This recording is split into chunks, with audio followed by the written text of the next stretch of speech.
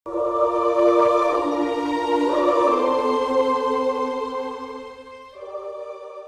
I'm back. I'll continue with my explanation. The first stage, you must know what kind of love, or it can be called love because it is a selfish and very egoistic motivation. Many of us Filipinos, men and women, if we are very close to our mothers, the men, and women who are also very close to their fathers, or women or women who have been deprived of their father's love, and also men who are deprived of their mother's love, the men are attracted to women who are exactly like their mothers. And also, the women will be attracted to men who are exactly like their fathers. This stage lacks direction. There is no commitment and no real love. Only attraction to satisfy one's selfish desire. Choices and commitments are ultimately made on the basis of what gratifies self. Love can be and often promiscuous. It is a kind of love that will really lead you to the sin against the sixth commandment. At this stage, persons are under the illusion that they are genuinely loving. They even believe that they can die for their beloved. Many men and women at this stage, if they give in to their feelings, they are really committing serious sin against the sixth commandment. And, of course, they will live sinful lives. Now, what are the characteristics of this love? This love is called addictive love or codependent love. There are signs that you are experiencing this kind of love. Number one, you feel so consumed that you crave for your beloved so intensely, emotionally, mentally, and so the energy for more important things in life are sapped. And one's growth is delayed and stifled.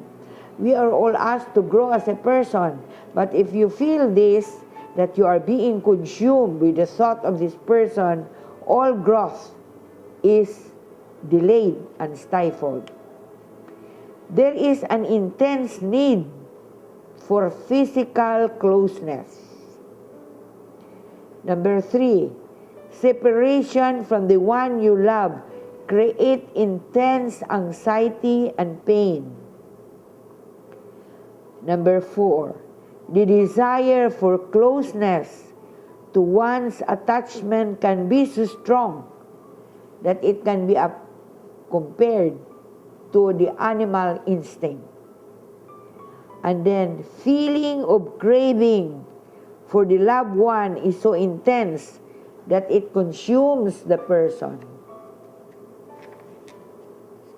Now, there is a fear and anxiety to be separated from one's loved one. If one's love is not reciprocated, there is an unconscious tendency to hurt the person emotionally, psychologically, and even physically. This is done in a very subtle way.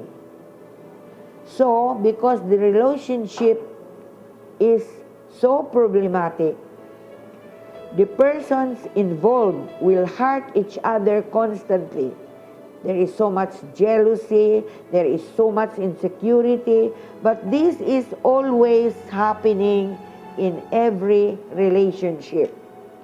But since they feel so lost without the other, they come together without facing and resolving their problems. This stifles their growth as persons. If they do not grow beyond this stage, their relationship is very selfish. Hence, there is no growth as persons. Abraham Maslow discovered that there is an innate desire for every human person to grow. So to deny this growth is personal abuse. Such denial will result in physical and emotional illness. That is why sometimes we say people are falling in love and that is why they are sick, because they cannot see their beloved. This is addictive love. This is codependent love. When energy is not expressed in actual striving to be transformed as person, then one's growth as a person suffers. If this addictive or codependent love is not resolved, the person will grow more and more and more selfish as he or she grows older. That is why many people who are sometimes afraid to love, or people who just go into this kind of love, will remain selfish in their old age. However, there are many people who feel this kind of love, but they are patient in order that their love will grow, and so they go into the next stage. What are the helps to go beyond codependent and addictive love? I mean, if you feel this kind of love, you need to go into this kind of helps. Try to seek for guidance from a person of prayer who can understand your problems. Try to change your focus on your gifts, like painting, writing, singing, sports, and other interests. Do not zero on the person whom you love, because this is not true love. It is addiction. Fidelity to your life of prayer, even if you feel you can no longer pray because you are disturbed. Maybe God is now calling you to practice contemplative or silent prayer. And you know, no addiction can be healed except through a genuine experience of God, no matter what kind of addiction. Even alcohol, relationship. And so try to stay in the Blessed Sacrament